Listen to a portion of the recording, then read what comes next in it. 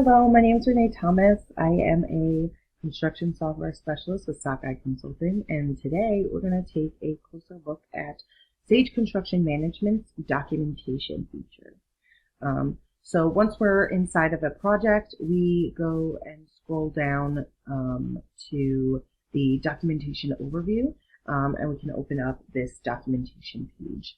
Right off the bat, you'll be able to see any project directory items, and any open items in terms of companies without insurance or with expired insurance. They also have a few hyperlinks to related functions, which are external team members meeting follow-up items. So when you create meeting items, they'll appear here as things that are still open, and as long as you create a responsible party for them, they'll be all listed out here. So when I open up this one, it gives me all the different items that have been spoken about and that they're responsible for taking care of these items. So you'll be able to get a quick knowledge of where each of your subcontractors and team members are in terms of their open items.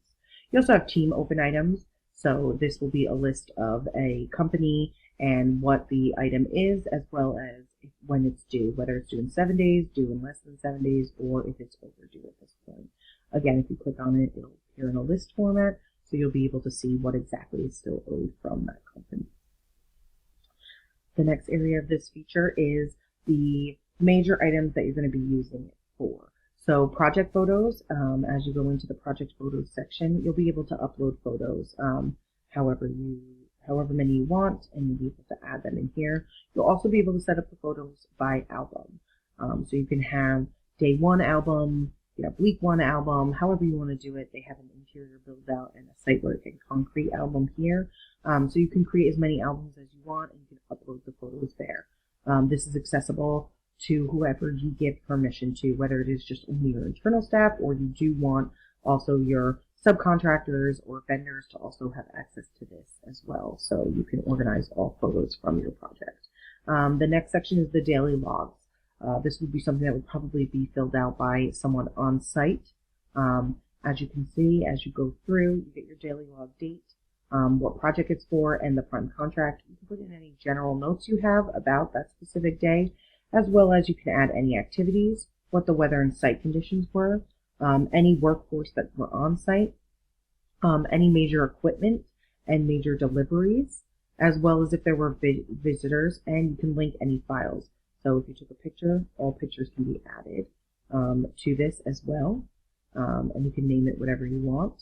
And then from there, when you print the daily log details,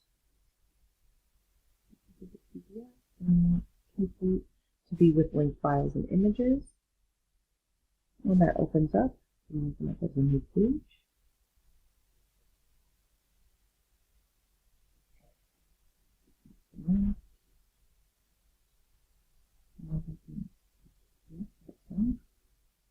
You guys can delete all that stuff.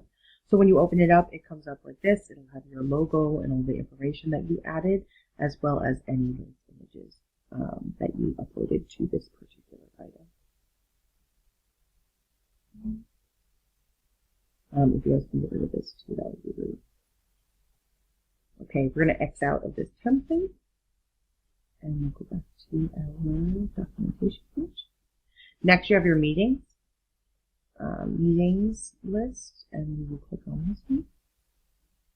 So as you can see, it creates the meeting, and it has it related to this particular project, as well as the date and time, who the facilitator is, who is the contact, any general notes you have, all the attendees, as well as any new business items. When you do add a new business item, you'll be able to relate that to a specific company or person, and that company person will be responsible for that, and you can put a due date as well. Once they do things, you will mark it as closed, and you can write any status information as well. So if you have a subcontractor that you set something up with, they'll be able to do that as well. Work orders are also included in this, and that would be for any things that pop up along the way.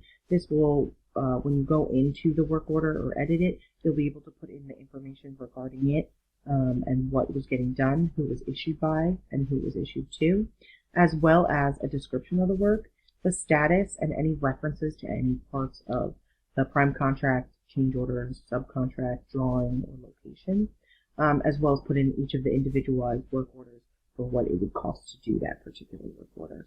It gives you an estimated subtotal as well as an actual subtotal, and then what the difference is.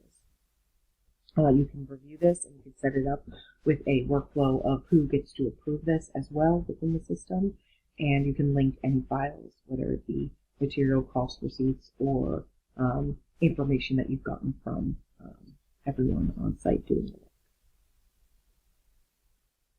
The last part of this overview would be the checkup items. So as you can see, it's just any items that are missing on certain areas of documentation. It just gives you a brief overview of that so that you can take a look at those and hopefully get them updated so that you're not missing any information in the long term.